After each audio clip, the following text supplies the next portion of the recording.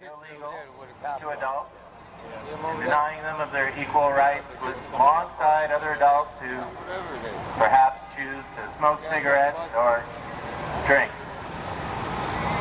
as well as advocating the beneficial uses of medical marijuana, along with the environmental benefits of hemp. We are all here today to say we can find a better way. But we're not free yet. And in fact, this part appears to be under surveillance at this very time. So, if you are indulging, please be discreet. And matter of fact, this is a good time to just probably put it away and let's get on with why we are here. To stand up and stand together to achieve our freedom.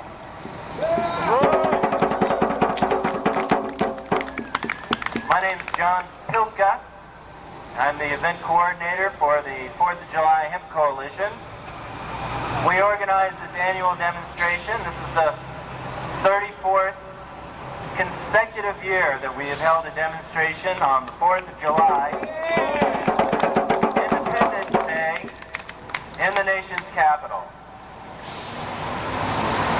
And to commemorate that moment, I'm going to sing a song that's very old, a song that was written back in the 1860s, right after the end of the Civil War.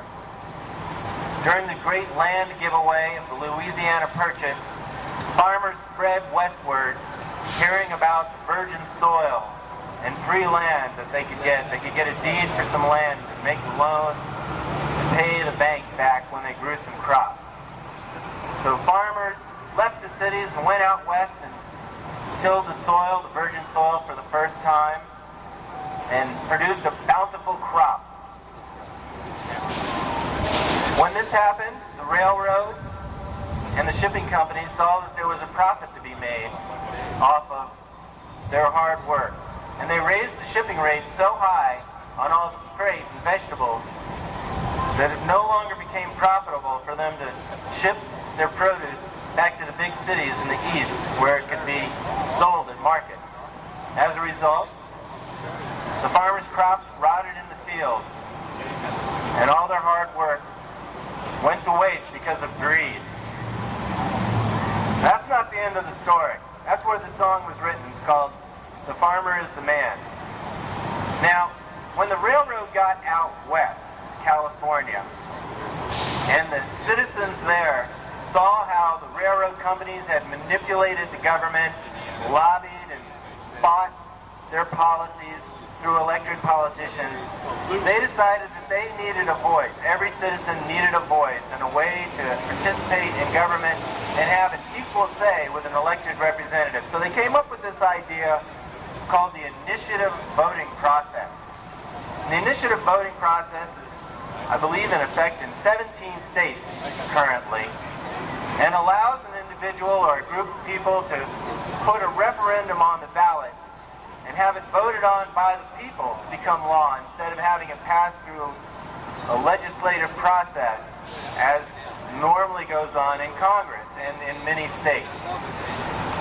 It was designed to protect the individual when the individual had no voice and no strong ties to elected representatives in government.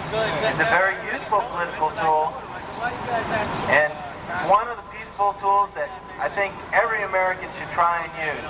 We have the initiative voting process here in Washington, D.C., and we voted for such controversial issues as recycling glass bottles, making Washington, D.C. a nuclear-free zone, which passed, by the way, but has not been enacted by our congressperson.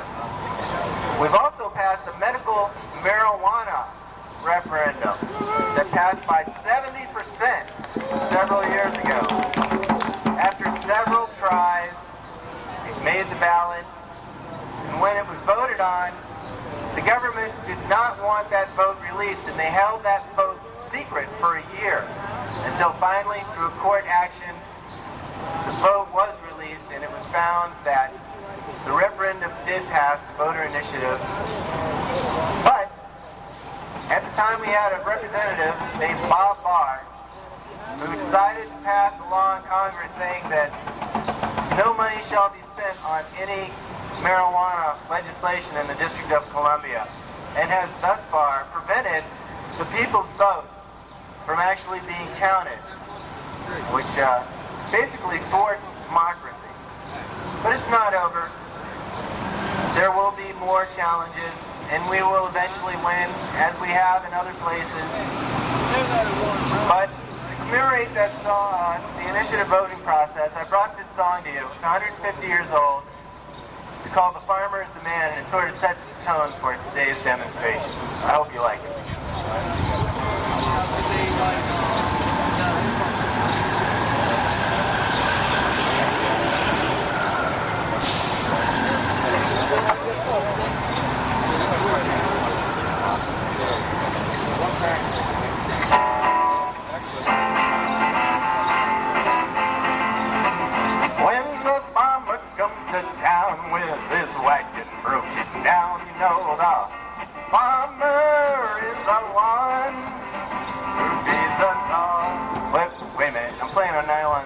Tend to melt in the sun. Let me just tune up for a second. You'll enjoy this much more if I take the time to do this. How was that best? This year's worst weather ever.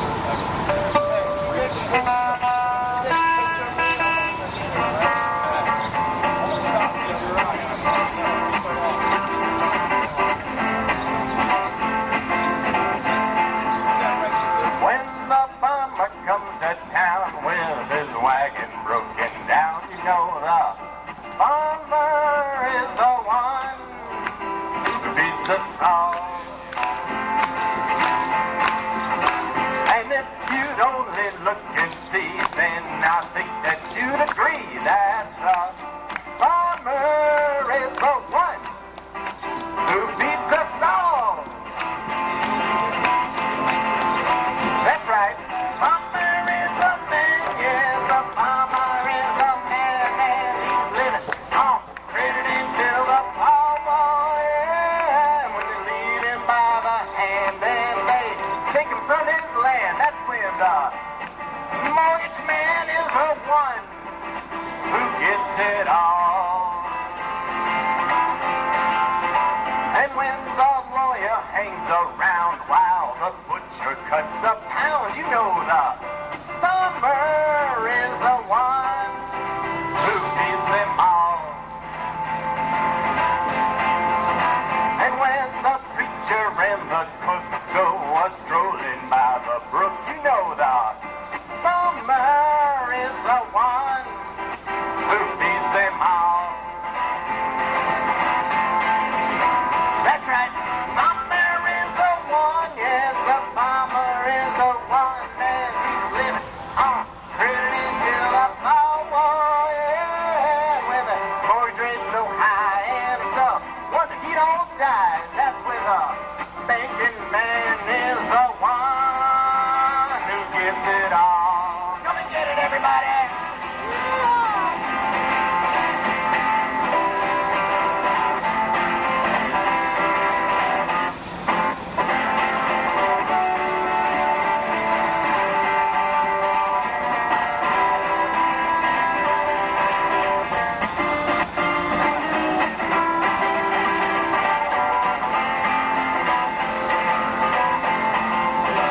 And when the lawyer says he's broke and that fortune's up in smoke, you know that the farmer is still the one who feeds us all. And if you'd only look and see, then I think that you'd agree that the farmer is the one who feeds us all. That's right. Farmer is the one, yes, the farmer is the one, and he's living on credit until the power, yeah. When they take him by the hand and he's living like a sin, and it's wonder that he's forgot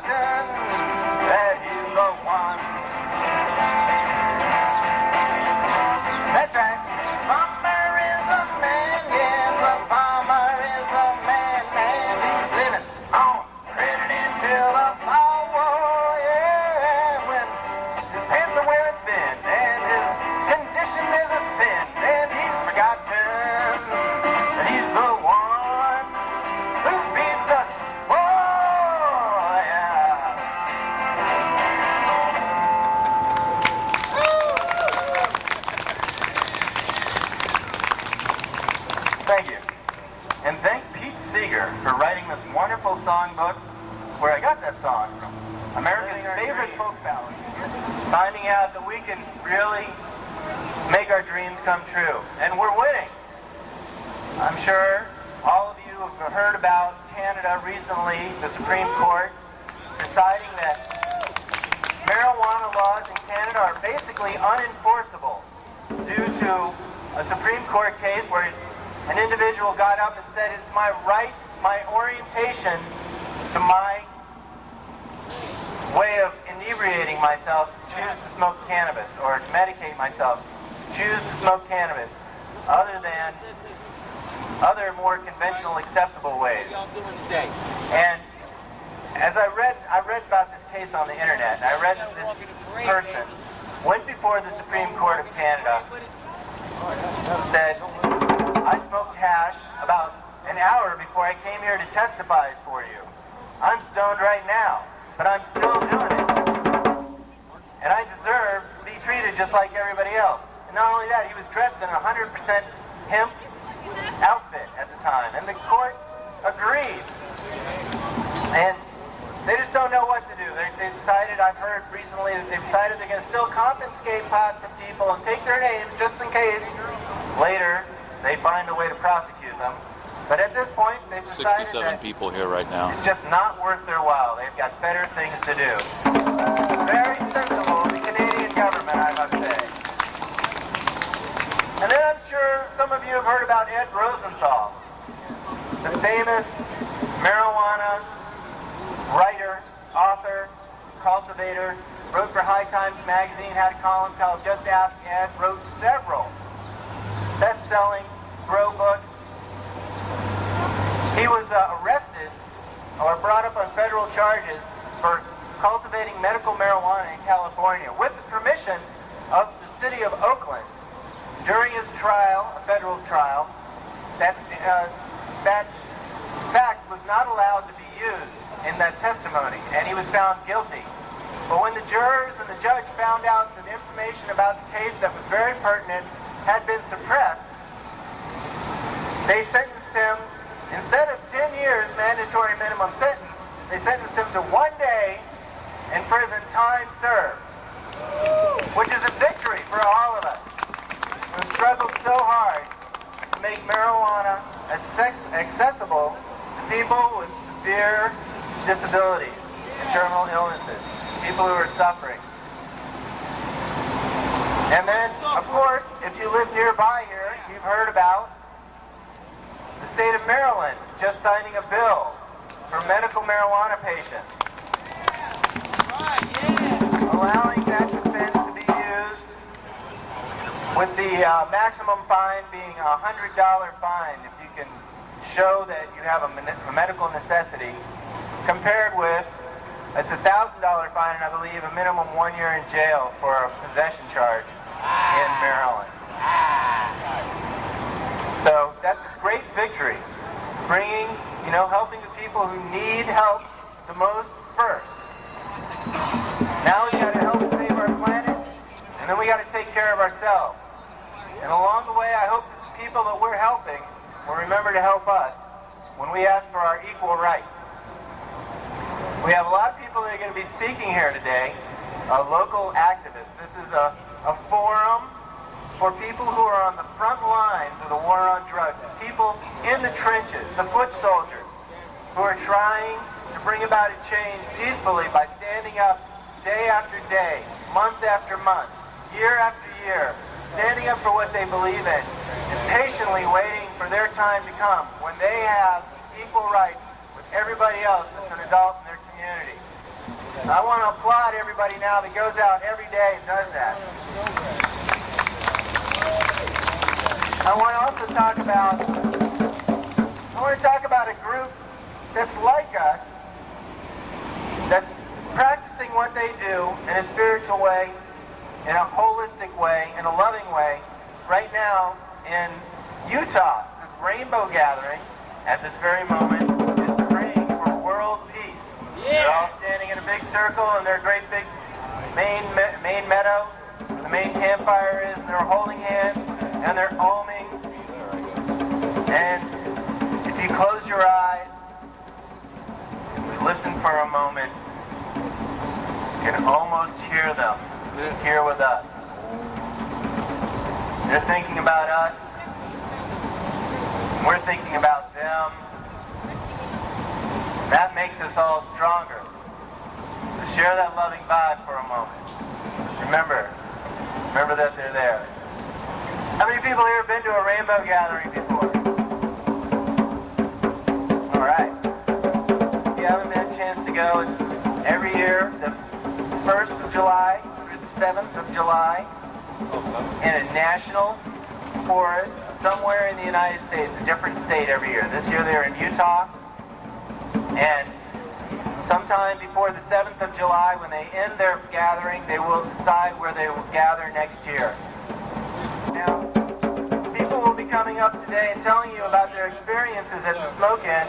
We have a gentleman here who was at the very first Smoke-In in 1970. His name's Bill. I personally attended my first 4th of July Smoke-In in 1979. Snuck away from my parents' house, snuck down to the mall, found the stage where I'd heard the rumor that marijuana was going to be shared freely. And since I was a teenager and still on an allowance, I couldn't afford any marijuana, so that was about the only way I was going to find some. So I went down, and sure enough, I found some. Only it turned out to be laced with PCP. And I got really, really freaked out, ran away in fear, but came back a couple of years later when I had an internship with a local group that was advocating drug policy reform. And they sent me down to the National Capital Planning Commission where they issue the permits for the Smoke-In, and they sent me down to negotiate for the permit because nobody else in the office felt like doing it. They were all hungover or whatever. They didn't feel like doing it, so they sent me, an 18-year-old kid, to take care of the business, and I loved it. I loved every second of it. Empowering myself, stand up for my rights, find out that what I do, I have the energy to actually change things as an individual. It was a very empowering moment. And then later on, we found out the Dead Kennedys wanted to play at the concert the day before our event down on the mall. So they sent me out to a concert over here where the Dead Kennedys were performing with Minor Threat, the local straight edge band. Ian MacKaye was huddling with Jello Biafra in the corner and saying, "Don't talk to him, he's a commie. He's on drugs, he's trying to dupe you. Don't go play on the 3rd of July down on the mall. Those people, they're no good." But Jello Biafra didn't listen, and they came down, and everybody had a great time. It was one of the greatest moments in Smoke-In history, probably. Yeah. And then, I guess, I kept signing the permit every year for the last 21 years. Didn't keep doing it. There have been some off years, there have been some good years. I'd say this is a pretty good year. The reason why I'd say that is we're all able to gather here peacefully, and I don't really feel the oppressive vibe that I have at times felt in Lafayette Park, which is right over here. Now, for about the last 20 years, we have really tried hard to hold our rally in Lafayette Park, but at this time, there's a presidential ban on using the park because of security concerns.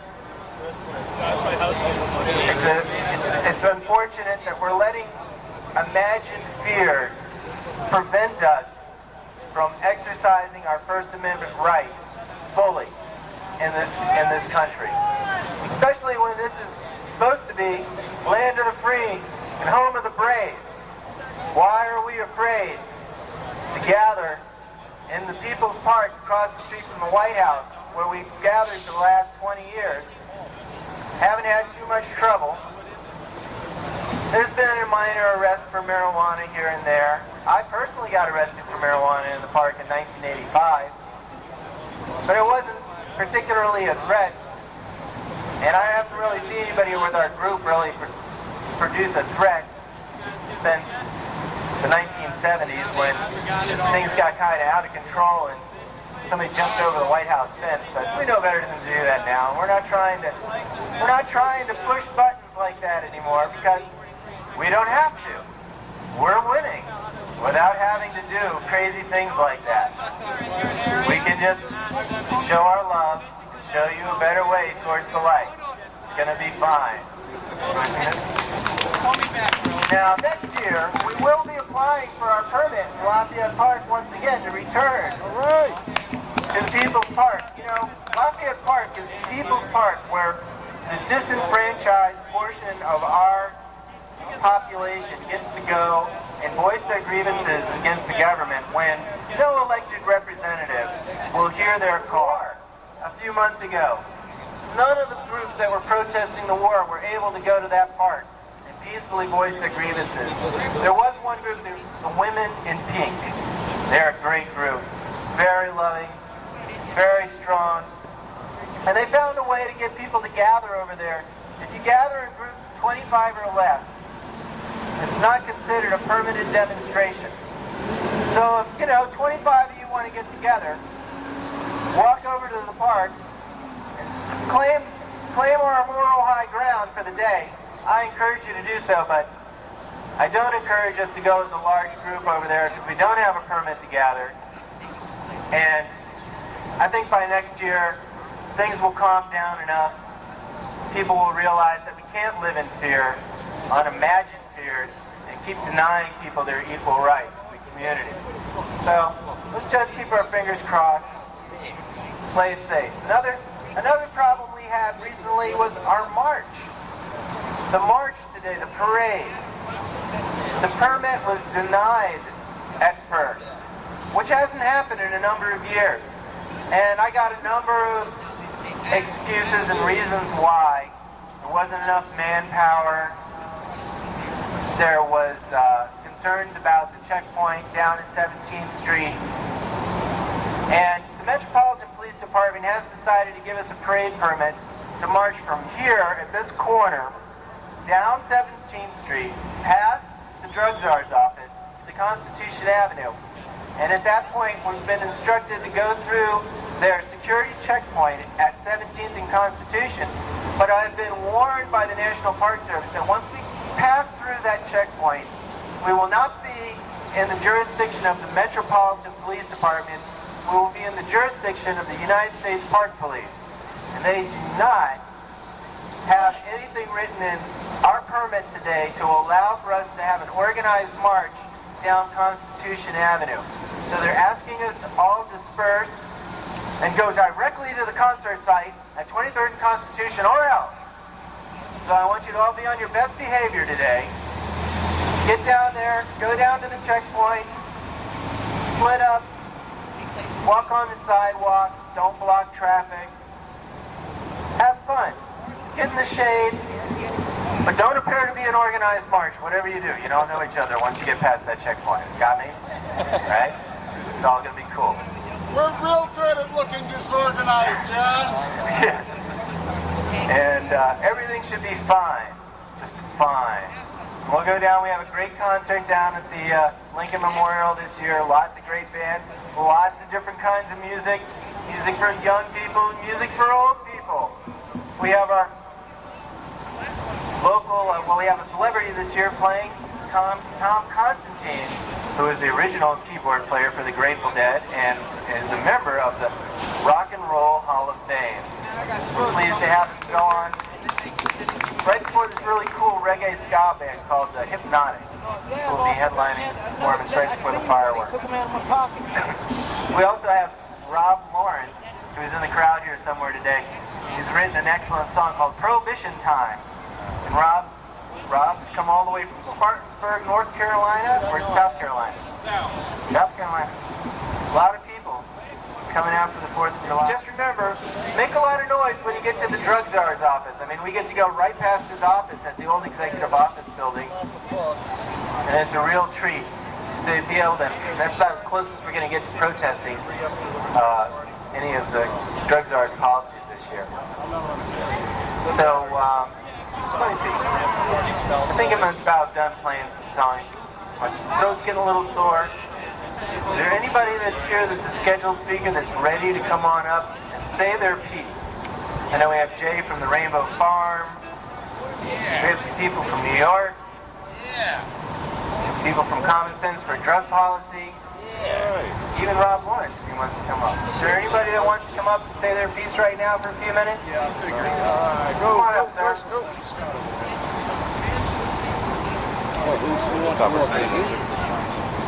I lost my keys. I'm hurt. I'm hurt, man. I'm hurt. Roll him up. Right, there you go, Joe. Roll him up. I lost my keys.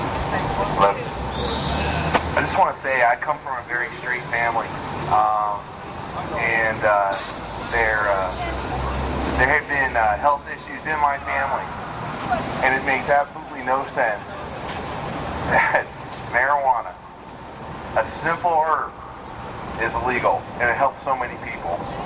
And really, that's why I'm here today, and just to show my support. And I really believe that it is fundamentally wrong that in a country like this, that is founded on the concept of liberty, freedom of the individual to make their own choices in their own life, as long as you don't infringe on the rights of other people, you should be able to do what you choose. That's what America is all about. That is what this holiday is about. And I'm glad to be here with you. So I just wanted to say that. Thank you. While we're waiting here, stop when they realize they can't afford their own salaries any longer. But I do have a poem about it. It's called 420. Sometimes I wonder what's the point, so I sit back and I light up a joint. Then I start to remember again why I don't give up and I take another try. The only point in life is to have fun, and you know that you never need a gun. Soon, once again, I get the munchies, so I get a slice with extra cheese. 420 is the time to light up a dime. 420 is the way to have a nice day. 420 is a life without any strife. Cottonmouth strikes, so I get a drink, and I sit back and stop and I just think, what if it were legal to smoke a J compared to beer is a safer way to open your mind to something new and learn many things that are tried and true. So kick everything else to the curb, do me a favor, roll some more herb. 420 is the time to light up a dime. 420 is the way to have a nice day. 420 is a life without any strife. So be careful when you're rolling that blunt, because you know the cops are always on the hunt. And pass me the Philly, because I'm about to get silly. Peace. Hey, tell us about the New York March. Tell us how the New York March went. This year was kind of small, but planning to get bigger next year, of course. This year we didn't have the right email address on the flyer. They're always nice, though. The only problem is there's a lot more undercovers up in New York than down here, which is not a good thing. But usually it's always a good day, and we had great bands this year. High Times Magazine finally stepped up and set up a lineup for us, and they're supposed to next year as well. All right. May Day is J Day this year, because it's on the 1st. And also, up in New York last year, we organized the Marijuana Reform Party to be on the ballot for governor. If we would have gotten 50,000 votes, we would have been an official party for the next 4 years. That would mean even the sheriff, when you're running for sheriff, there would be a Marijuana Reform Party slot next to it. We didn't get the 50,000 votes. This year they did pass, they are introducing a bill that's also trying to legalize medical marijuana. And there's another bill coming up that's about to knock down the dreaded Rockefeller laws, which are evil. So even though we didn't get the party line, we did make a great stride forward for the movement up in New York. But you can always set up your own marijuana reform party, or however you want to name it, anywhere. You just have to find out how many signatures you need to get allowed on the ballot. And when the people speak up, they don't have a choice than to let us be free. Peace.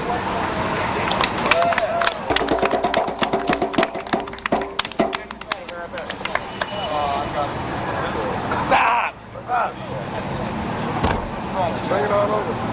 Kid, I'm a stoner. I was standing around Lafayette Park on, man, these people suck. They let you in? Yeah. Well, you convicted felon. Have a nice day. There we go. Thank you for your honesty. Manufacturing intent to distribute. Howdy. Any of you fellows registered? My name's Andrew, and my first smoking was 1978. You are? What do I remember about it? Well, it wasn't the first time I got high. It was, ironically, the first time I got drunk. But, you know, somebody was passing around a bottle of JDs, and I didn't want to look like a nerd, so, you know, take a glug or two, 3.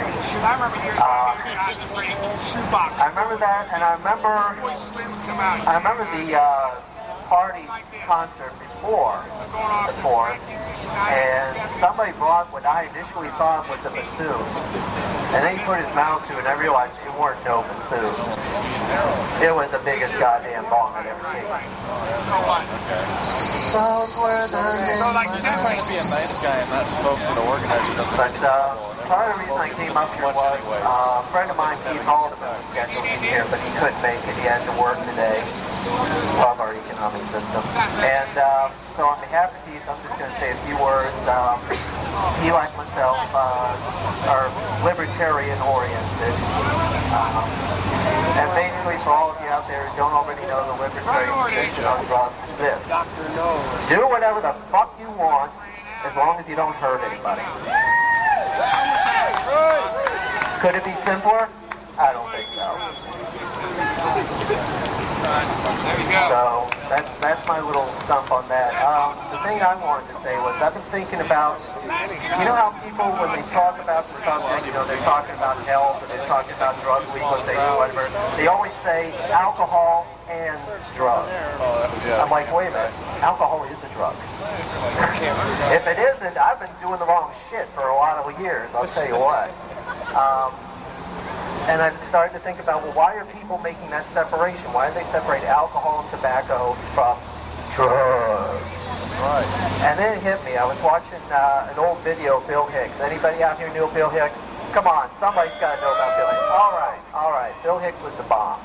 Bill Hicks was the bomb. That's all it really needs to be said. But he, this is one of his HBO specials, and I'll never forget it. He was talking about, you know, the distinctions between different types of drugs and what a bunch of bullshit the war on drugs was. And he got to the part where he said, nicotine and alcohol, good drugs. Coincidentally, taxed drugs. How's this fucking work? And that's when it hit me. That was when I had my realization, if you will, that because alcohol and tobacco are legal, i.e. taxed, I don't know what the hell's going on with these things. I am nowhere near anything. Thank you. Anyhow, so you got alcohol and nicotine, which are taxed, and then you got everything else, which is put into one set called drugs, which is untaxed. So I think in people's minds, they take that distinction of taxed and untaxed and apply it across the board. So then they can say things like, you know, alcohol and drugs. So my suggestion to you all is, if you feel like doing this, next time somebody starts talking about drugs, and they say alcohol and drugs, and alcohol is a drug. If you're going to talk about drugs, let's get specific here. Are you talking marijuana? Are you talking ecstasy? Are you talking Sage? Are you talking Zoloft? Are you talking Prozac? What exactly are you talking about? Don't give me this alcohol and drug stuff, because you can't separate them. Either you talk about a specific drug, or you just lump them all together like those idiots do. So I think once we correct people's thinking about that and make them realize that yes, alcohol is a drug and it belongs, and tobacco is a drug and belongs in the pot with everything else, then maybe they'll realize that there's an underlying error here. There's an underlying illogic here. And maybe that'll make them start thinking about all the other illogic that comes out of the White House and Capitol Hill and Congress. That's my piece. Thanks a lot.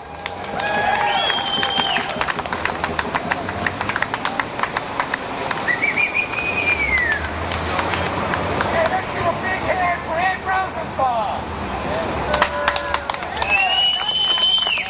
Hey, thank God that's one thing, man. America's conscience. Get that out of jail. How you doing, ladies and gentlemen? Those of you who don't know me, I'm Reverend Scooter. And I've been a pro-pot advocate for 25 years now. I've been all across the country. And I agree with the fellow who was just up here before me that you have to be specific. I'm a pro-pot advocate. I do not agree with freeing heroin and cocaine. Right? Heroin and cocaine wouldn't be coming into our country without the help of W's daddy. Right? For those of you who remember the Iran-Contra scandal, it was tons and tons of cocaine dumped in the United States that fueled the crack epidemic, that destroyed more lives in America than anything in the last 50 years. And who was directly responsible for that? George Herbert Bush.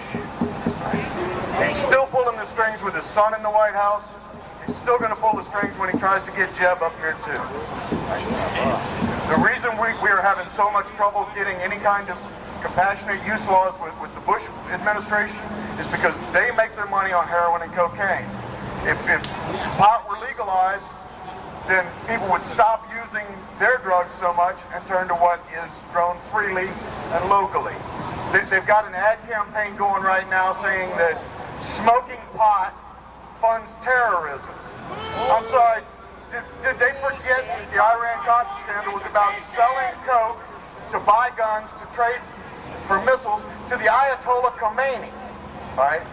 George Herbert Bush brokered a deal with the Ayatollah to hold up the release of the American hostages in the Iranian embassy until Reagan was elected on the promise of giving him missiles during the Iran-Contra scandal.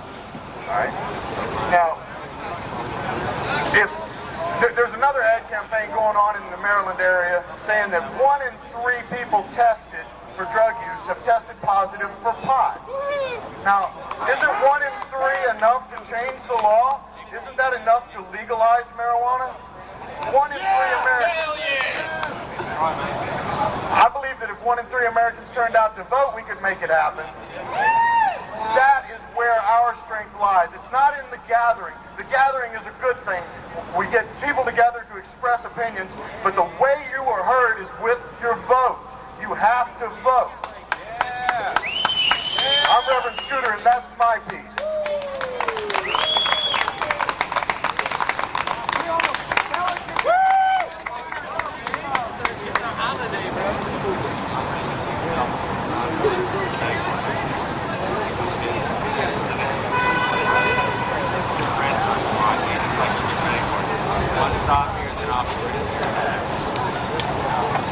That's what enhances all this athlete. They won't let you on the pro snowboarder. He was kicking. Hello, Washington, D.C. 4th of July smoking. My name is Jay Statzer, and I was looking for Dana Beal, and seeing that Dana's not here right now, maybe I'll step in for him and say some of the stuff that he might have talked about. But I want to tell you about a place where I'm from, southwest Michigan. A couple of years back, before we had the 9/11 tragedy, we had our own national tragedy at Vandalia, Michigan, a place called Rainbow Farm. So if you're going to be partying today, and to show the permit holder some respect, try not to party at the actual permitted areas, and get high somewhere else and come back, because the buzz will last you. You don't have to get high here. But everyone's going, yeah, right, Jay. Okay, I'll get right on that, Jay. So, no, we can't give up the weed. He did this for 34 years. That's right. Everybody here 34 years in the government permit holders that guarantee that no one's going to be using any drugs at this site. Well, hey, I don't know about that, I don't think that that's necessary, but, to make that accusation against a gathering of people, I mean, if for that matter, how are we going to keep our high schools open? How are we going to keep our prisons open if there's a chance that someone might use drugs in there? The 2 most controlled populations in America, and we can't keep drugs out of there. How the hell are we supposed to keep pot out of a pot rally? It's just another angle that makes no sense in this war on drugs. It's just same thing where they take a man and his life partner with a 12-year-old son, and because there's pot smoking going on, they go and they yank this kid out of school, and they put him in a foster home. The foster parent of Tom and Raleigh's kid is a cop, a retired county cop, from the area where the cops were drawn from to Hassel Rainbow Farm. So if that child isn't the spoils of war, I don't know what is. That's wrong. That poor kid is being traumatized. Every single day he's living in that false household. And this is why I said it last year, I'm going to say it again this year, it's getting dire now. We're really getting down to the wire. We can't wait any longer. We can't do this thing gradually the way normal would have us do it. You can't compromise with the devil. We need to stop the lies. We need to change this law around this M word. And just in case there are some cops listening, I just want to say, hey, I do not use marijuana. I do not like marijuana. For some of you who might not be paying attention, hey, I don't use marijuana. I don't like marijuana. You shouldn't use marijuana either. Marijuana is a stupid thing. Marijuana is a joke. Marijuana is a lie. Because marijuana doesn't exist. Marijuana is just a word. Cannabis is the real word. So when you use that word, marijuana, what you're doing is you're basically helping to keep us down. Because this lie of a word is used to oppress us. We need to kick this word out of the English language, just like in 89 and 91 and 92, Jack Herer reintroduced the word hemp. We need to kick the word marijuana out of our language. This is the first step in empowering ourselves. Because why do you want to use that word? It's so many syllables, you know, cannabis, marijuana. So already you save a syllable by saying cannabis instead, right? So it's handy that way. You want to shorthand it, call it pot. That's fine. Pot's easy to say, easy to use. You want to talk about the medical use, let's say herb, because that's the real issue. Do we or do we not have a right to use herbal medicine in this country and refrain from using drugs? And if you're talking about the industrial use, just say hemp. Hemp is fine. Nobody gets confused that way. But when you use the word marijuana, everybody gets confused. And that's what we got to get out of. It's that confusion that helps keep us weak. If we get back to the real word, we get back to the truth. When you get back to the truth, you get closer to God. I can't think of any better source of strength than that. So I'm saying, please don't use marijuana. Use a different word. Marijuana is racist hate speech. And I ask you this. Can a law in America be a legal law if it contains racial hate speech in the text of that law? So like Jesse Helms just wrote a new law, right? Says it's illegal if you get caught in possession of a nigger. You know, I got pulled over, I had a nigger in my car and did 10 years. It's every bit as much racial hate speech to say that as it is to say I got caught in possession of marijuana. Because marijuana isn't even an English word. Why don't we just put all kinds of German and French words in our laws? Really confuse people. You know, it's a fake word, and it's a lie. It's racial hate, yeah, against an object instead of a person, but it still is a word with the implication that only Mexicans and blacks and other lowlifes of color use this stuff. Therefore, it must be dangerous. Therefore, we must make it illegal. And they use this lie most deliberately back in the late 30s when they passed the Marijuana Tax Act. They used the word marijuana as a code word so that the American Medical Association wouldn't realize that their medical cannabis was about to be illegalized. They used that word so that the farmers in the hemp industry wouldn't realize that their cash crop was about to be illegalized or taxed out of existence. So I say, let's get rid of this word marijuana, people. It's the word of our oppression. It's racial hate speech. I'm not going to be too impressive to any of you if I'm going around calling people niggers. It's just, you know, what intelligent, enlightened people do. So as an extension of that, intelligent and enlightened hippies don't use marijuana. They smoke pot. They toot a hoot and take it easy. So this is why I'm asking people, because now, since it is a dire situation, I used to say we need to conduct ourselves as ambassadors, that we need to come out of the closet, show ourselves as the normal functioning people that we are, that we just happen to use a harmless herb in our off time. Now, we got to go beyond that, because they've ratcheted it up. You know, you thought a police state was bad? Wait till you get a load of the national security state. It's going to make the police state look like kindergarten. And we're going to get a dose of that in our march here. You know, we're told now that we can't have an organized march on the other side of Checkpoint Charlie down there. What's that about? Like there's, you know, the crowd of people can't help but look like a march anyways if we're all on the sidewalk going the same direction. It's insane. It's more of this nonsense that we have to get over. But now, again, it's not good enough to be an ambassador. Now we all are soldiers. We all have to conduct our lives a little differently now, because we all have to have a higher level of personal security now, just to avoid a false accusation or a false tip or any of the other things now that can snare any person, whether they use drugs or not, into the clutches of this drug war. So that means, you know, stay off your cell phone.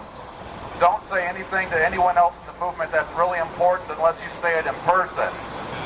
Simple little rules that we can live by. The out of sight, out of mind rule. Keep it out of sight. They don't have any questions that they can ask about it. We need to get our personal security so that we're all going to survive and be cool and be free to be here next year. And the next year and the next year after that, till we get W out of the office, till we break the back of the Republican Party. I'm urging all my Green and Libertarian friends that, at least on a presidential level, vote for the Democrat this time around. That we need to break the back of this Republican stranglehold. And if you don't think there's a difference between the two parties, I ask you, has the Republican Party ever produced a candidate like JFK? Any Republican candidate you think will ever smoke a joint in a rocking chair in the Oval Office? That's only going to happen with a Democrat or a Green. And the Greens, you know, the numbers aren't there to get them there. So on a local level, Greens and Libertarians are great. If you want to cast a protest vote, I highly agree with that, because the protest vote is still considered, when they look at who voted for who, it's still a noticeable vote that the Republican knows that another segment of the population is even more opposed to them than the Democrats are. And it does help keep these people in check. I guarantee you we would have had a lot worse of a war situation in the last 2 years if it weren't for the protest votes of the Greens and the wonderful protests that have been happening all over this country and all over the world.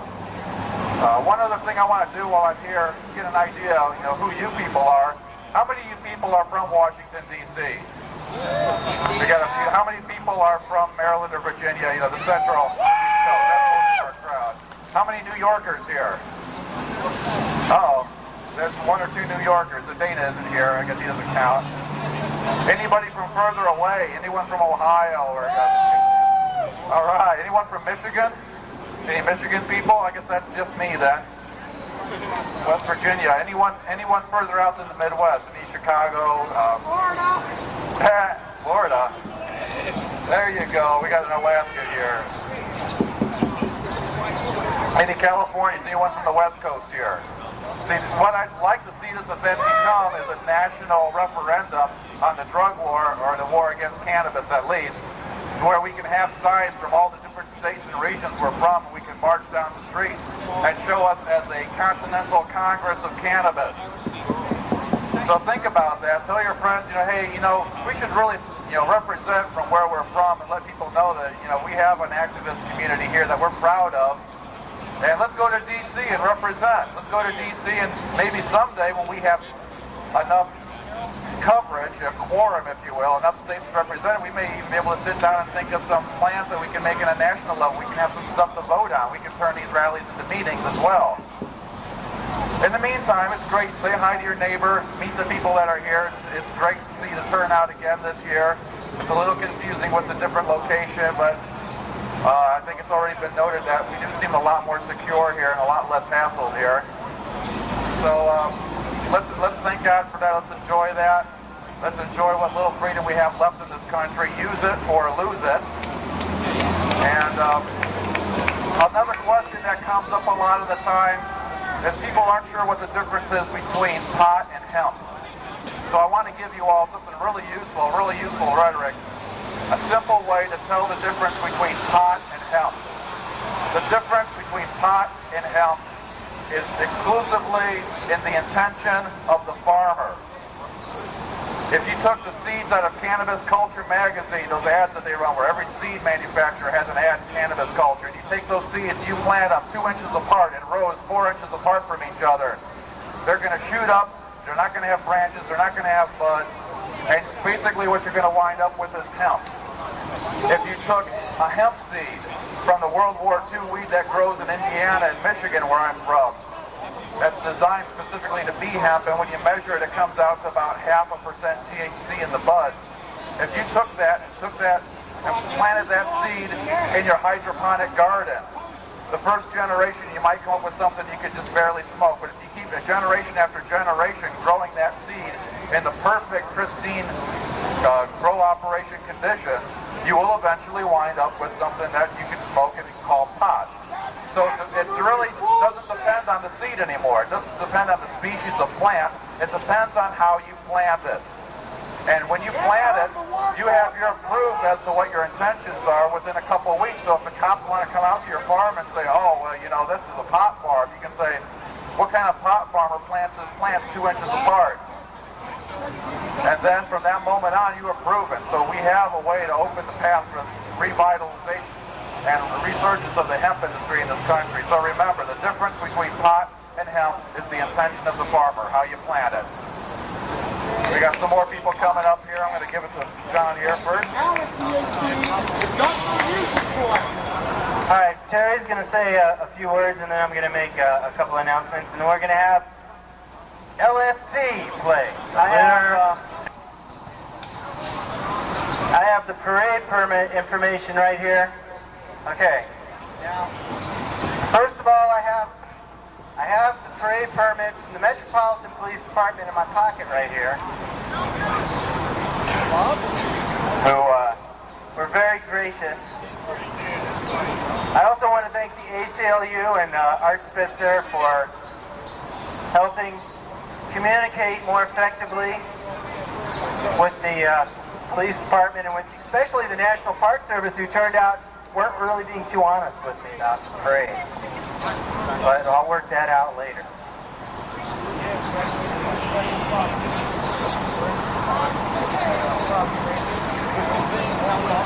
All right. It says we have a permit to march.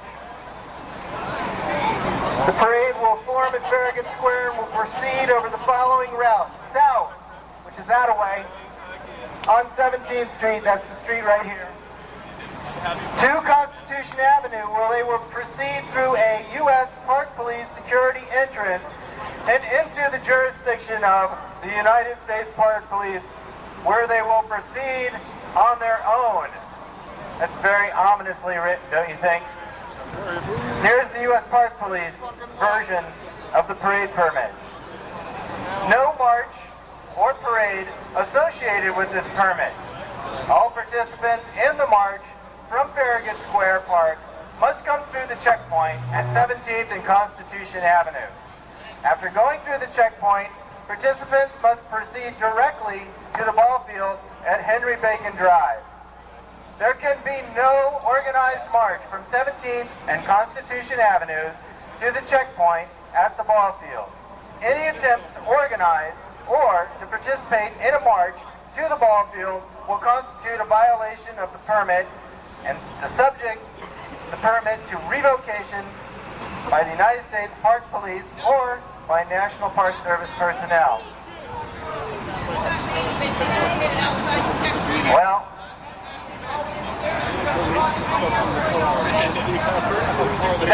that's apparently what they're saying. Don't you dare try and organize. Don't even pretend you know the person standing next to you. And you may only proceed through the checkpoint at 17th and Constitution Avenue, where they're expecting you. Don't you dare try and mess up their plans. They have the water cannon ready. I think everything will go smoothly if we don't need to take over the streets. We'll just go to the checkpoint and we'll just go on our own from there down to the ball field. If that's what they want, I'm not going to argue. It's not worth my time. We'll get down there. We'll have a great time at the concert. You know, all our friends will be down there. Just be patient. You know, last year we put the march through the checkpoint, and one person on the march became very upset after being searched for the 4th time. She resisted the search and was arrested for disorderly conduct. She was released immediately. The charges were dropped the next day at the pre-arraignment hearing downtown. But what a pain to go through. It can ruin the vibe on the whole day. So we can get around this. We can show them we're better than that. They're putting us through the hoops because they know we're winning, and they're just grumpy about it. So we're going to have our march, and when we get down to the checkpoint, just make them feel safe, because really, when you think about it, in their minds, they think they're protecting us. They really think they're helping us by being so tough. So we'll just have to deal with their mentality for now, and Hope to re-educate them later on next year. Oh yeah, there's water, there's free water over here. Lunar Stew Cheerios is getting warmed up. We also have posters right here asking for a $1 donation for the souvenir poster for today's demonstration. Also, there's information on the back of the poster about what to do if you're arrested. It has the phone number for the Metropolitan Courthouse where you will be brought for pre-arraignment if you're arrested, so your friends can check up on you and make sure you haven't been mistreated while you're in custody. It's important that we all watch each other's backs. If anybody does go down, we need to know the person's name. So if you get arrested today, shout out your name clearly so that somebody in the group can make sure you get out in custody safely and quickly. That's what we're here to do, is watch out for each other. And that information is on the back of every single poster here. And if you can find a way to help make a donation, it will really help. It really help pay for the sound system today, the city paper ad, our stage, our generator. We hired 4 EMTs, emergency personnel, just to be on hand in case somebody has a heat stroke or a heart attack or falls down and gets hurt. You know, we want to make sure everybody has a good time while they're here. So please help us out by supporting this demonstration today. Put a donation in the yellow jug, take a sticker, take a poster, and I'm going to have somebody walk around with the jug a little bit later to try and get each and every one of you to put at least $1 into the bucket. And finally, for the march, I have brought with me a bunch of these No War on Pot posters. And I'm going to go over to Kinko's and get some cardboard and some glue. And I was hoping we could make some signs to carry on the march. Very clear, visible message. No war on pot. Okay, so, are we ready? All right. I'll step out of the way here.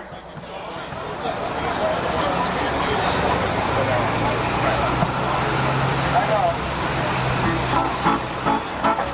I don't know why.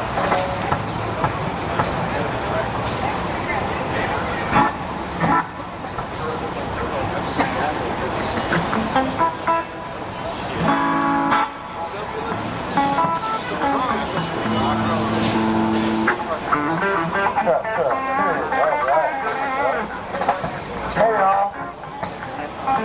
Here we are at the smoke-in. Yeah, good. That's right. We got some really great speakers. Thank you very much to all the speakers. Even the guy who got up and said we shouldn't use marijuana. But he was talking about the word, you know. Right. Just so you understand, the word comes from the 2 most popular names in Mexico. Mary and Juan. So they put those together and suddenly we had, you know, marijuana. Go figure. So nonetheless, we're Lunar Stew. This is JK, UB, and T-Roy.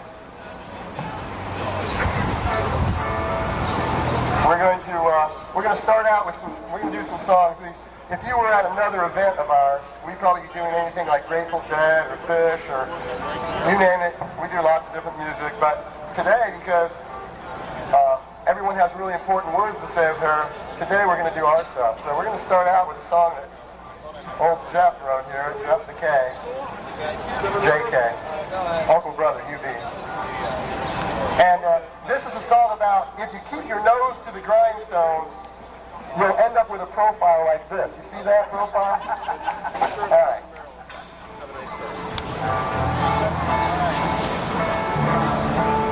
So you were with Rainbow Farms, huh? Yeah. Very well, I mean, what they need to do, so we can understand that they need to compare this, Rainbow Farms, to what happened over in All right. Company name. Ridge and They call it Rainbow Ridge. Got it. I mean, it's no different. All right. You know, monitors are like prunes. 6 too many, 12 not enough, you never know. The registered roller and barrel. Positioning, right? Right, trying to get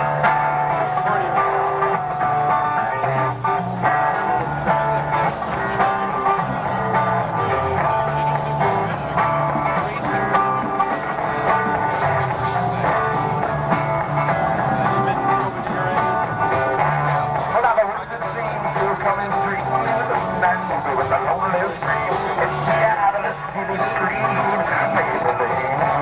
When I someone lost, no one won, the game was over, the tide was young, nothing left but the setting sun. When our grandpa knew it would be this way, nothing gets done but to work all day. Now hand your plate to the company store, grab what you can, tell her you no more.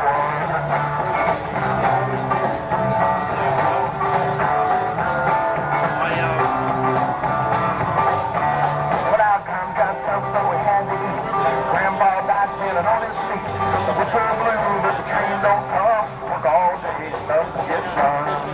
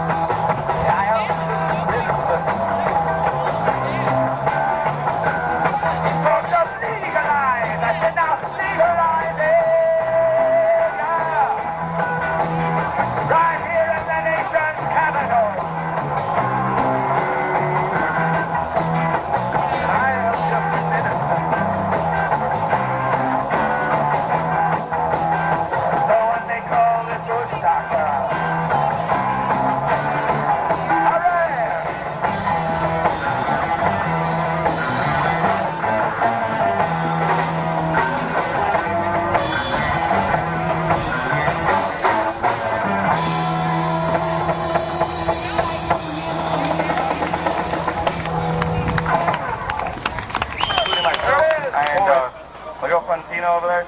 We walked across the country from Tucson, Arizona to here for peace. And thank you very much. Thank you. We're going to be having an event on the 8th at Bosso from 7 to, I believe it's 11 or so, fundraiser there. And it's a meet and greet with the Walking Bohemian Band of Hope, which is us. And then we're going to also be partaking in a rally, repeal the act, and stop the attacks on the 11th at DuPont Circle. Thanks. But one other thing. We're going to have a rally on the 19th, tentatively scheduled for DuPont Circle, and that's to celebrate our arrival in DC and just to rally for peace. So if you can all attend, that'll be great. See you there.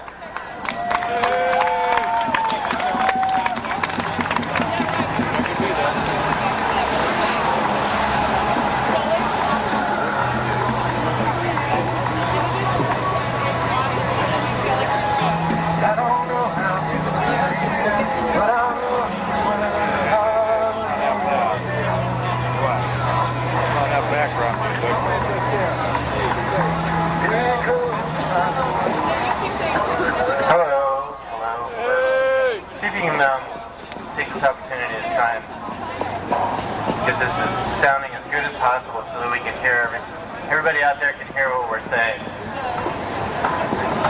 seems like we're over-modulating slightly. You might want to turn down the gain or maybe move back a slight different angle from the monitor. That helps a little bit too. That sounds a little better. I want to thank everybody for coming out today. The crowd is growing. A lot of happy, smiling faces out there. I'm really glad you all decided to join us on this grassroots level, right down here in the trenches, slugging it out for our freedom and our independence. And I just wanted to talk a little bit today about why we're here, why it's so important for us to fight for our equality in the community. I mean, medical marijuana is great. Step up, help somebody that really needs help. It's a very compassionate thing to do. Wanting to save the environment, make our planet a better place with hemp, it's a great thing to do. But also, most of all, we're here because we want equality in the community around us. We want to be treated just like other adults who have different choices that they want to make. And I want to put that context to you in a couple of different ways. Now I call this the implied social contract. The implied social contract basically means that the government gives you, the individual, information and then trusts you, the individual, to act responsibly with that information in our community. And I'll give you a couple of examples on how that happens. For instance, when you want to drink, when you become 18, the government tells you, drinking, well, do it responsibly. Don't drink and drive. Don't drink if you're pregnant. Don't drink at work. They try and get you to use alcohol responsibly. They give you the information, and they trust you, the adult, to act responsibly with that information in the community. Let me give you another example. Your sexual preference, or your choice to have an abortion. You decide. They give you the information, and then you decide what you want to do with your body. They treat you as an adult. When it comes to marijuana, or let's say, here's another example, voting. Voting, very simple. The government, people give you their information and then trust you, the individual, to act responsibly with that information and make the best choices for our community. Now with marijuana, it's a little different. With marijuana, they treat adults like us, like children, as if we don't know how to take care of ourselves. They basically say, no, don't think about marijuana, don't even consider that it might be beneficial, that it might help somebody who's suffering from a medical illness, that it might be good for the environment. Just don't worry about it, because we know better than you, and we're going to tell you what's right and what's wrong. The problem with that is that they're treating us like children. We're not children. We're responsible adults, and we deserve to make choices in our community responsibly. Now, if some of you have been picking up the poster that I've been passing out today, our event poster, on the back, there's a little blurb that I call the moderation message. And if you live in the state of Maryland, you may recognize the moderation message as being printed on the back of every receipt that you get when you make a purchase at a state-run liquor store. And basically, the back of the receipt at the state-run liquor store says, if you use alcohol, please use it responsibly, and please be aware of the conditions that it may cause if you're pregnant, or if you've had a history of substance abuse, or driving a motor vehicle. And then it recommends different dosages of alcohol and how they may affect you and for how long. So I took that same receipt that you get on the back of every alcohol purchase in the state of Maryland at the state store, and I changed the words from alcohol to marijuana. And I changed, when it said have a beer, I said that would be a joint of Mexican. If it said you were having a shot of hard liquor, I said that'd be a joint or a couple of grade puffs off of some high-grade marijuana. And I made the comparison that if we just give people the facts about how to use marijuana responsibly in the community, and then trust the individual to use that information responsibly in the community, we'd be doing a lot better than trying to arrest our way out of any of the pitfalls and dangers that are associated with substance abuse in general, and be that with alcohol, tobacco, marijuana, or any substance. I think that we really need to think about how we approach it. We can't totally arrest our way out. It's not working. I think a good concept that's been taught to me over the last couple of years has been a concept called harm reduction. If you can't totally eliminate any dangers associated with a culture or an activity within a culture, the best thing to do is to try and regulate it to the point where you're teaching people how not to hurt each other. And that policy carries over to a lot of different things. For instance, in some places, people think that you should be able to have heroin if you're an addict. In some places in the world, they consider it harm reduction. You just give the heroin to the addict, let them use it, and thus keep them from going out and having to steal from people, or spend the majority of their day trying to figure out how they're going to get the money to pay for their daily fix, thus taking them out of the productivity of being able to participate in the community and with their families. I think that we need to examine many different ways of solving the problems that our community feels that it has around substance abuse. And we need to be able to be ready to make different choices rather than just trying to arrest people whenever there's a problem. Now, not in favor of doing heroin. I don't do heroin. I've seen it do a lot of bad things to my friends. And I'm not trying to blur the picture here, though, but I'm trying to set an example of different ways to approach creativity and creatively of trying to change things in a positive way.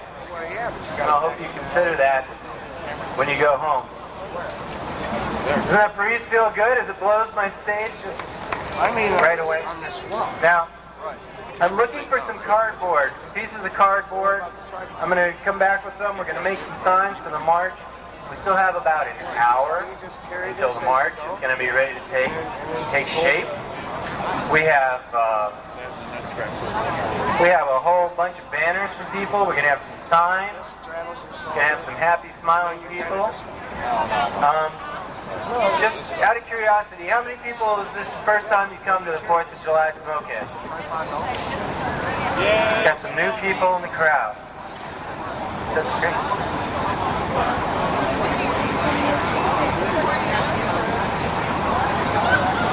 Now, I'd like to take this opportunity to get some of the speakers up that haven't had a chance to say something yet.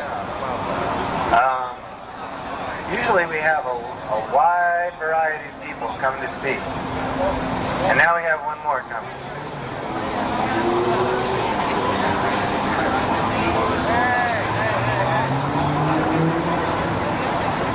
I remember you from last year.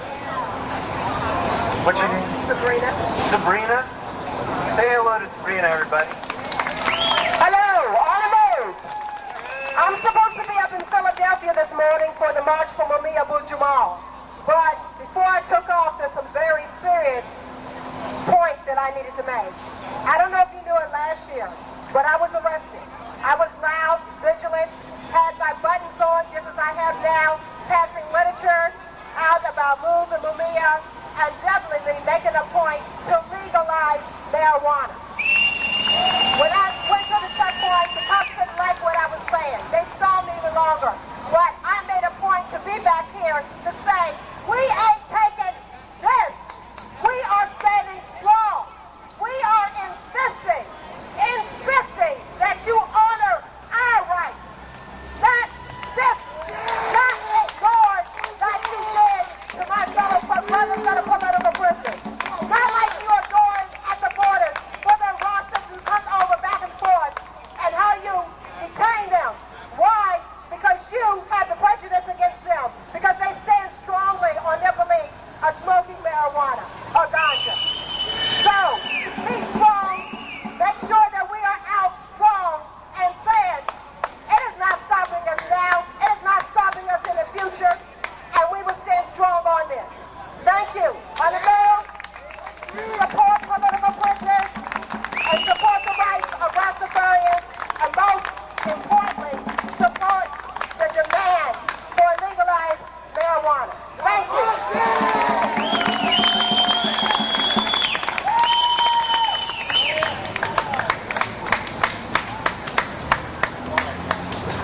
That's right. Sabrina was the one I was talking about last year that went through the checkpoint, and after being just pushed around, she said, no, I'm not going to take this. And she did get detained briefly, unfortunately. Fortunately, they dropped the charges. And, man, they're going to try and do that to us today. We got to be ready for them to be a little belligerent when we get down to the checkpoint. And checkpoint Charlie, you know? So, I've been talking about it all morning, all afternoon. When we get down to the march, we're going down 17th Street, but when we get to the checkpoint, once you're on the other side, they don't want us to have an organized march from checkpoint at 17th and Constitution over to 23rd and Constitution where our concert site is. They will consider that a violation of our permit to gather, apparently. So, when you get down there, you pretend you don't know anybody else standing around next to you that you may have seen here in the park. And we should be all right. I'm going to go down with everybody. I usually don't go on the march, but I want to make sure everybody's okay. So I'm going to go down there with you, and I'm going to walk down to the concert site. And remember, if anybody does get arrested, get them to shout out their name, write down their name so that we can keep track of them, make sure that they're not harmed by the police, make sure they're released immediately, make sure they get out of jail, and that they know that there are people watching their backs. We all got to do that for each other, so let's plan on that now. And I guess I want to just say, man, we've had a great year for drug policy reform. far as trying to advance the notion that marijuana prohibition just doesn't work. I mentioned a little bit earlier that Ed Rosenthal got sentenced to 1 day for growing medical marijuana, time served for growing medical marijuana for patients in California.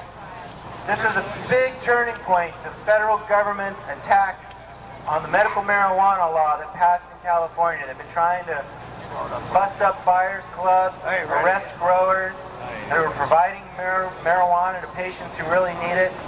One gentleman, Brian Epis, is serving a 10-year mandatory minimum sentence for growing medical marijuana for people. And unfortunately, he did not get spared the government's wrath, and he is in federal prison right now. And we should all think about him at this moment because he's a POW, you know, in our war. And I've been doing this now for like 20 years, you know, and I'll never get a Bronze Star. I'll never get a Medal of Valor. I'll never have a Purple Heart for cutting my finger, putting up the stage. I'll never be labeled as a POW for being arrested with a pound of marijuana at Lafayette Park in 1985. But I've given my life to my country, and it's believed that we should all have equality. And that means something. You know, I didn't join the Army, but I did stand up for what this country believes in.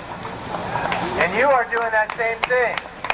So don't let anybody tell you that they're better than you just because you have a different way of expressing and practicing your belief in this country.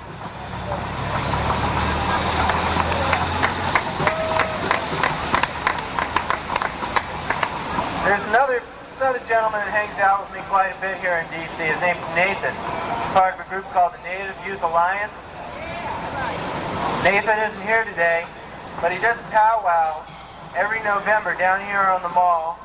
They have ceremonies, pray to the Great Spirit, talk about what it means to be an American Indian, what kind of culture they share here in the United States.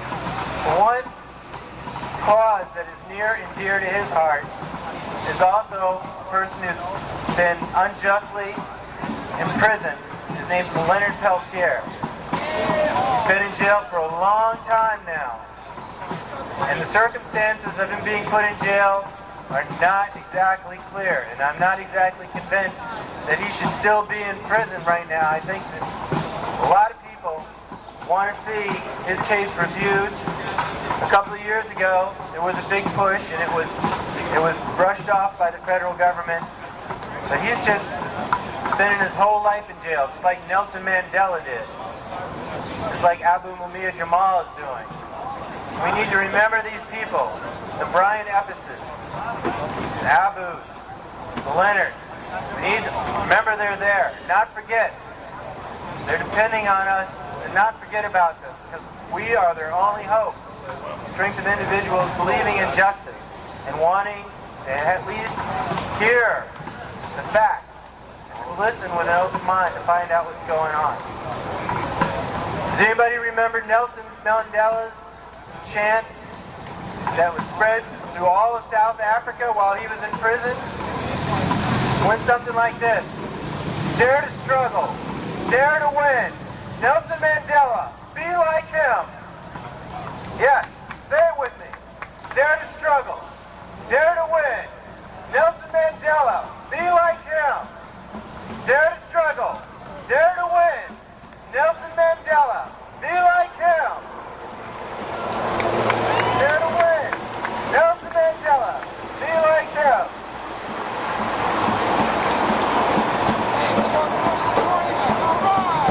There goes the president off to Camp David.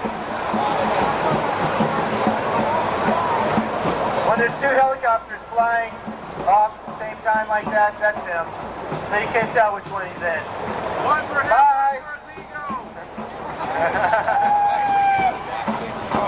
Got our town back. Wow. I'm really glad to see everybody out here. Hopefully we'll be able to get Martin Higgins to come up here, do a little bit of music. local musician. Played at the 4th of July Smoke-In way back in 1992, I believe, with a band called Statzer. Really great local band. He's gone on to be a great musician, and he's here today in the park. Hey, we have another local activist, somebody who's been in the past associated with issues like Green Party and DC statehood. Let's find out what she's up to these days. Carol Moore.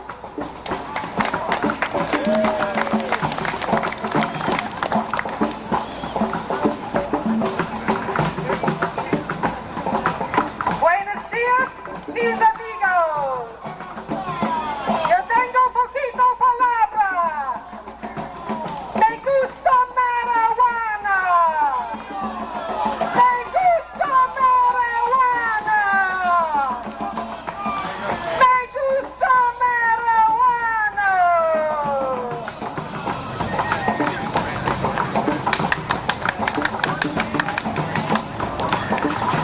Our first smoked pot on October 13th, 1969. I smoked it. I went up. I was living in Ohio. Well, nobody smoked pot, as I call it. So I went to Cambridge, Massachusetts. I found the biggest drug dealer in Cambridge Circle, and I smoked pot with him. That was also the same day I lost my virginity. All right. So it's a very memorable day in history. So needless to say, I was, a hippie, a Democrat. I loved all those big Democrats. But over the years I got fed up because they wouldn't legalize marijuana. So eventually I joined the Libertarian Party. I'm not agreeing because I don't like government at all. I'm an anarchist. If people want a little government in their neighborhood, that's fine. But I think that anybody who doesn't want to have it shouldn't need it. When I got here today, I noticed that there weren't very many people. The last time I came was in 99 or 2001. That's 2001 before September 11th. And I know there were 7,000 people there.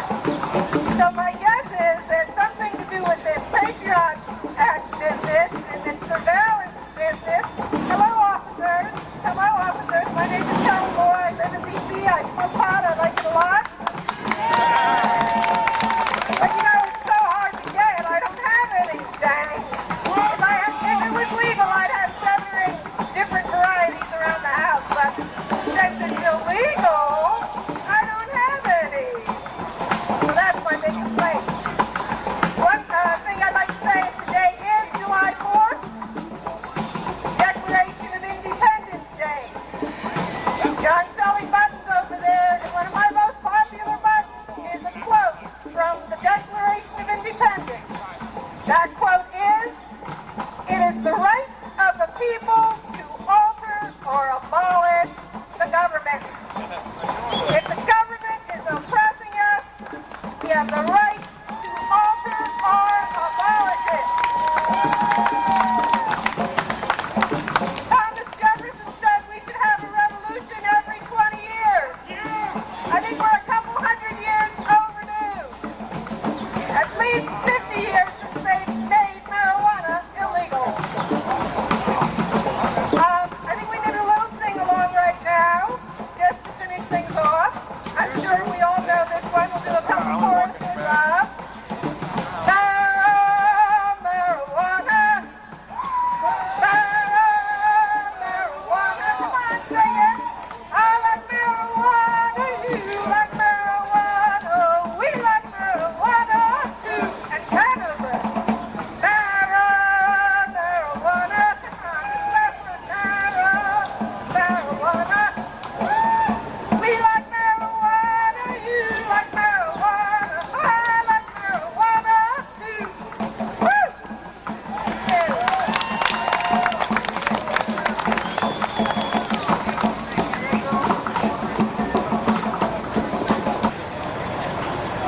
Now, for those of you that have just gotten here, I'd like to just start from the beginning. My name is John Pilka. I'm the event coordinator for the 4th of July smoking.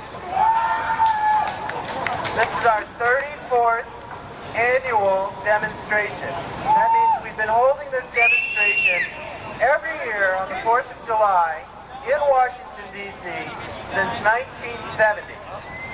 Now, I haven't been associated with that demonstration every year, but I have been permit holder since 1983. So this is about my 21st year. Thank you very much! Thank you very much! My little way of participating. And you know what? The thing that you're experiencing here today was the thing that I experienced 20 years ago. A sense of empowerment. A sense that I matter. A sense that I can change things just by lifting my finger and caring and getting up in the morning, saying what I believe in. And doing it in a peaceful way and in a positive way. It's been a long, hard journey. When I started out, we were a group called 4th of July Cannabis Coalition.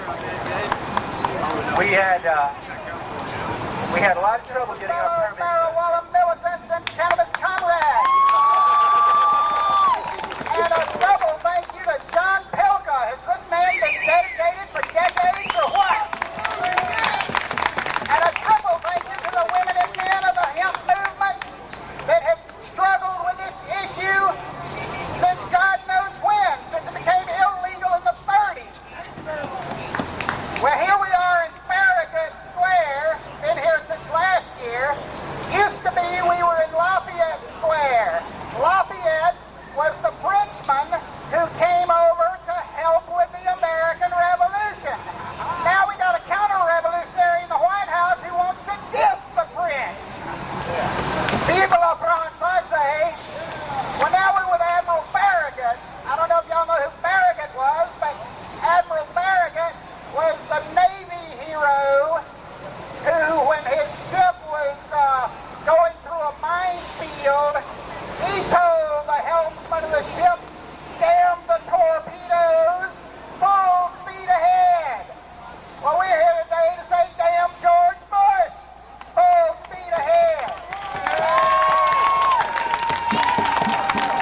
Damn Dick Cheney, full speed ahead.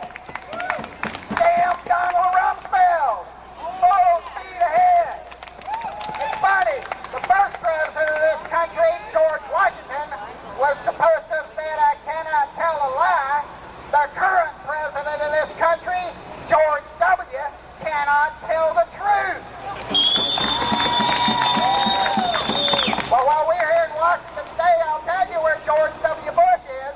George W. Bush flew to Philadelphia this morning to dedicate a new center for the Constitution. Well, that's kind of ironic with the machinations of the Patriot Act, with the slaughter of civil liberties that has been ongoing in this country, especially since September 11th.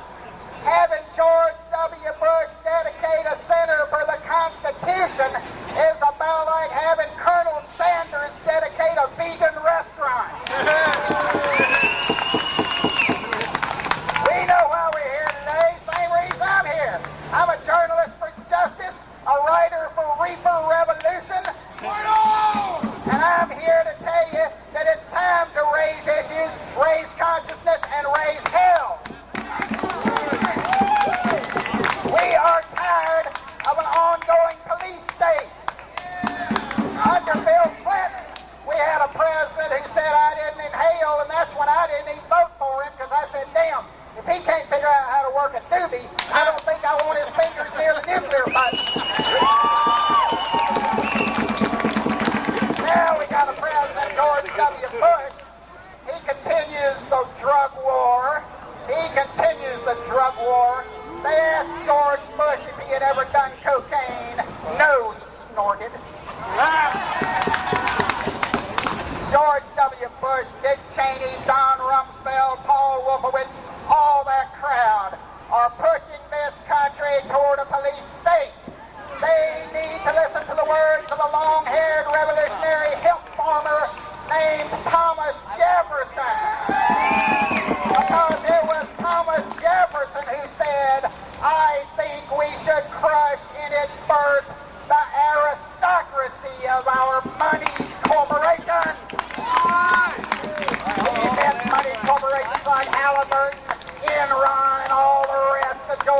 his big business bureaucratic buddy. It's time to just say no, all right? It's time to just say no to an administration that is pushing fascism under the name of a war on terror. You want to see an international terrorist, knock on the door of 1600 Pennsylvania Avenue if you can. I'm glad to be a journalist for justice. I'm glad to be a columnist for cannabis. I'm glad that I'm a columnist who raises issues, raises consciousness, and raises hell because more people need to. There needs to be a lot more people out here today. I'm so glad to see all of y'all, but I wish I saw 10,000 of you. I wish I saw 100,000 of you. I wish I saw 1 million of you. I'm glad to be here at a legalization rally, but I'll be even happier when we come here for a victory rally. And we're going to have a victory rally one day soon. Because just like Thomas Jefferson said, he said that laws and institutions must go hand in hand with the progress of the human mind. We might as well require a man to wear still the coat which fitted him as a boy as to require civilized societies to remain ever under the regimen of our barbarous ancestors.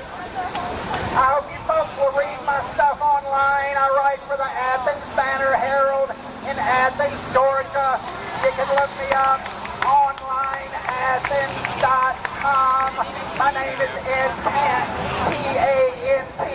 It rhymes with plant, P-L-A-N-T. Plant the plant. Keep hope alive. Keep him alive. And don't forget, when injustice becomes law, resistance becomes duty. Kick the ass of the ruling class. God bless you. Raise issues, raise consciousness, raise hell, and don't forget to plant the seed of hope everywhere you go. God bless you. Thank you very much. Now, at 3 o'clock, we are scheduled to begin our parade. Okay? Now, I have some banners here. We have some handheld signs. We're going to be gathering here. We're going to be gathering on the sidewalk right here. And we're going to hand stuff out, get everybody lined up for the march. And then, when we get to Q, our word from the Metropolitan Police Department that it's time to go on a parade. We'll enter the street here, and we're going to go down 17th Street. Now, as we pass by the White House and the old Executive Office Building, there's a little tourist attraction note, you will be walking right past the Drug Czar's office. Yes. Now, this is an important part of the march because of the short distance of this year's march. That's the time I need you to make the most noise. Okay? That's right after you get past Pennsylvania Avenue. Let them know that you're out there. Now, when we get down to 17th and Constitution, there will be a security checkpoint. Now, according to my permit, the Metropolitan Police Department has issued us a parade permit from 17th and Constitution, from Farragut Square right here, down to the corner of 17th and Constitution, and the police security entrance. Now, they're saying after we go through the checkpoint, we will be in the jurisdiction of the United States Park Police, and the United States Park Police on their permit are saying to me very directly, I do not have a permit to march on the other side of the checkpoint. They do not want us to disrupt and cause them to have a harder time doing their security sweep, getting people through the checkpoint. So what they're asking, and I have this in writing, after going through the checkpoint, participants must proceed directly to the ball field at Henry Bacon Drive, which is to the right on Constitution Avenue, Constitution and 23rd. There can be no organized march from 17th and Constitution to the checkpoint at the ball field. Any attempts to organize or participate in a march after you get past the checkpoint will result in a violation of my permit and may cause the revocation by the United States Park Police. So When we get on the other side of the checkpoint, please disperse, obey all traffic laws, stay on the sidewalk, and pretend you don't know anybody that you were marching with when you were on the other side of the checkpoint. Everything should be fine. You're going to have to work with things this way this year. The main reason for this is because they have a lot of security. They have a lot of people to take care of and get through those checkpoints. Probably 500,000 to 1 million people will be going down to the mall. We're just a handful. We're like 500 people of that immense group. But we're coming in all at once. So they're a little concerned about not being able to do their job as well when we go through. So please just be cooperative, work with them. As I've heard mentioned, they are being very, very strict about looking in people's pouches, patting down your pockets. So, you know, it's not advisable to try and sneak fireworks or contraband past the checkpoint.